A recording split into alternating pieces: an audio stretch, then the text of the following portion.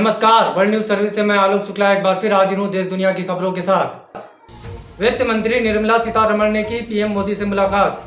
दूसरे राहत पैकेज को लेकर हो सकता है जल्द ऐलान। WNS दिल्ली से मिली जानकारी के अनुसार प्रधानमंत्री नरेंद्र मोदी ने कोरोना वायरस के संक्रमण की रोकथाम के लिए देश भर में लागू लॉकडाउन से प्रभावित उद्योगों को दूसरे राहत पैकेज देने के बारे में गृह मंत्री अमित शाह और वित्त मंत्री निर्मला सीतारमण सहित प्रमुख मंत्रियों तथा आर्थिक मंत्रालयों के अधिकारियों के साथ शनिवार को बैठक की है। प्रधानमंत्री ने शाह और सीतारमण के साथ विचार विमर्श किया। वह इसके बाद सूक्ष्म, लघु और मध्यम उपक्रम जैसे अन्य प्रमुख आर्थिक मंत्रालयों के मंत्रियों के साथ भी संबंधित मुद्दों पर बैठक करेंगे। कोरोना पर खर्च होगा $7 अरब। न्यूज एजेंसी रॉयटर्स के मुताबिक कोरोना वायरस का असर अभी लंबे समय तक रहने वाला है। वहीं प्रधानमंत्री नरेंद्र मोदी ने भी लॉकडाउन का असर सितंबर तक जाने की आशंका जताई है, जिसको देखते हुए कोरोना पर $60 अरब खर्च करने की योजना बनाई जा रही है ताकि देश के हर कोने से कोरोना से जंग लड़ी जा सके। लॉकडाउन के बीच RBI ने रद्द किया इस बैंक का लाइसेंस। WNS मुंबई से मिली जानकारी के अनुसार भारतीय रिजर्व बैंक ने CKP सहकारी बैंक के ग्राहकों को झटका देते हुए बैंक का लाइसेंस रद्द किया है। मनी कंट्रोल के मुताबिक इसकी वजह से बैंक के करीब 1.25 लाख खाता धारकों पर संकट खड़ा हो गया है। बैंक की 485 करोड़ की FD भी अधर में अटक गई है। छत्तीसगढ़ के CM बोले, रायपुर में एक भी केस नहीं, फिर भी उसे रेड जोन में रखना हैरानी भरा। WNS रायपुर से मिली रिपोर्ट के मुताबिक छत्तीसगढ़ के मुख्यमंत्री भूपेश बघेल ने कहा कि मैंने स्वास्थ्य मंत्री और स्वास्थ्य मंत्रालय के संयुक्त सचिव से भी बात की है। मैंने कहा कि इसको रेड जोन में रखा जाना उचित नहीं है, क्योंकि रायपुर में एक भी कोरोना पॉजिटिव नहीं पाया गया है।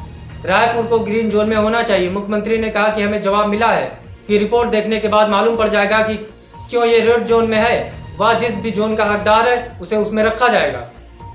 ई एजेंडा में CM रूपाणी बोले, अहमदाबाद में हालात नियंत्रण में, डरने की जरूरत नहीं। WNS गुजरात से मिली जानकारी के अनुसार गुजरात के मुख्यमंत्री विजय रूपाणी ने शनिवार को ई एजेंडा आज तक कार्यक्रम में कोरोना के कारण बिगड़े अहमदाबाद और सूरत के हालात पर भी बात की है और कांग्रेस के कोरोना पॉजिटिव विधायक इमरान खेड़ावाला के संपर्क में आने के बाद होम क्वारंटाइन के अपने अनुभव भी साझा किए।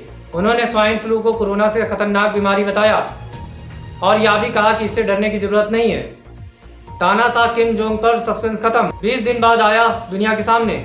उत्तर कोरिया के तानाशाह किम जोंग उन लगभग 20 दिनों बाद सार्वजनिक रूप से नजर आया है। कई दिनों से किम जोंग के स्वास्थ्य को लेकर कई अटकलें लगाई जा रही थी, जिस पर विराम लग गया है। जनरल विपिन रावत ने तीनों सेनाओं के प्रमुखों से की बात। Chief of defence staff general Vipin Rawat ने तीनों सेना के प्रमुखों के साथ एक प्रेस कॉन्फ्रेंस में कोरोना योद्धाओं का शुक्रिया अदा किया है। जनरल विपिन रावत ने कहा कि हम सैन्य बल की ओर से सभी कोरोना योद्धाओं, डॉक्टर, नर्सों, सफाई कर्मचारियों, पुलिस, होमगार्ड, डिलीवरी बॉय और मीडिया के लोगों का शुक्रिया करना चाहते हैं जो हम तक सरकार के संदेश पहुंचा रहे हैं।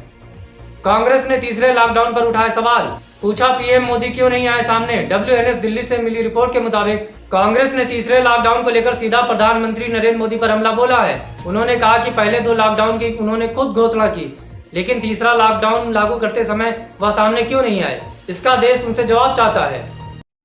मिलावट मिलावट, आज के जमाने में चारों तरफ मिलावट, यहाँ तक कि खाने की हर एक चीज में मिलावट। सही स्वाद तो हम भूल ही चुके हैं। बात सिर्फ स्वाद की नहीं, स्वास्थ्य और शुद्धता की है। तब तो ऑप्शन सिर्फ एक ही है, प्योर एग्रो, क्योंकि गुणवत्ता ही उत्पादन की पहचान है। 100% सर्टिफाइड ऑर्गेनिक खाद्य पदार्थ एवं मसाले। CM योगी बोले, मजदूरों की वापसी से नहीं बढ़ने देंगे यूपी में कोरोना का संक्रमण। वाराणसी इंफॉर्मेशन सेंटर से bureau chief Shri DS Mishra ji ने बड़ी जानकारी देते हुए बताया है कि उत्तर प्रदेश के मुख्यमंत्री योगी आदित्यनाथ ने कहा है कि मजदूरों को वापस लाने के लिए हमने अलग अलग राज्यों के लिए नोडल अधिकारी नियुक्त कर दिए हैं। दूसरे राज्यों से आने वाले सभी लोगों का मेडिकल चेकअप क्वारंटीन में भेजने का काम किया जाएगा। CM ने कहा है कि मेरी मजदूरों से अपील है कि पैदल न चले, जहां है वहीं रहें। मैं आश्वासन देता हूं कि उन्हें कोई तकलीफ नहीं होगी। उन्होंने कहा कि 5-10 किलोमीटर पैदल चला जा सकता है, लेकिन 1000 किलोमीटर नहीं चला जा सकता है। इससे उन्हें तकलीफ भी होगी और कोरोना संक्रमण के खतरे भी बढ़ेंगे। लॉकडाउन में शराब की दुकान खोलने के फैसले पर जावेद अख्तर का आया रिएक्शन। बोले, इसके विनाशकारी परिणाम। मशहूर लेखकर जावेद अख्तर ने हाल ही में लॉकडाउन के दौरान शराब की दुकान खोलने के फैसले पर एक ट्वीट किया है। इस ट्वीट में जावेद अख्तर ने सरकार के इस फैसले को गलत बताते हुए लिखा कि लॉकडाउन के दौरान शराब की दुकानें खोलने से विनाशकारी परिणाम सामने आएंगे।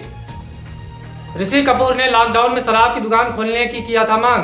बोले, ब्लैक में तो बेचा ही जा रहा है। जहां जावेद अख्तर शराब की दुकान खोलने को विनाशकारी बता रहे हैं, वहीं दूसरी तरफ बॉलीवुड के दिग्गज एक्टर रहे ऋषि कपूर ने मार्च के अंतिम सप्ताह में एक ट्वीट किया था, जो सोशल मीडिया पर खूब वायरल भी हो रहा है। ऋषि कपूर ने लिखा था कि सरकार को शाम में कुछ समय के लिए सभी लाइसेंस प्राप्त शराब की दुकानें खोलनी चाहिए। मुझे गलत मत समझो, सोचो आदमी घर पर पुलिस, डॉक्टर, नागरिकता आदि के तनाव और अनिश्चितता के बीच रह रहा है। कुछ रिलीज की भी जरूरत है, ब्लैक में तो सेल हो ही रही है। आज के समाचारों में बस इतना ही। हम कल फिर हाजिर होंगे कुछ नई खबरों के साथ। तब तक के लिए नमस्कार।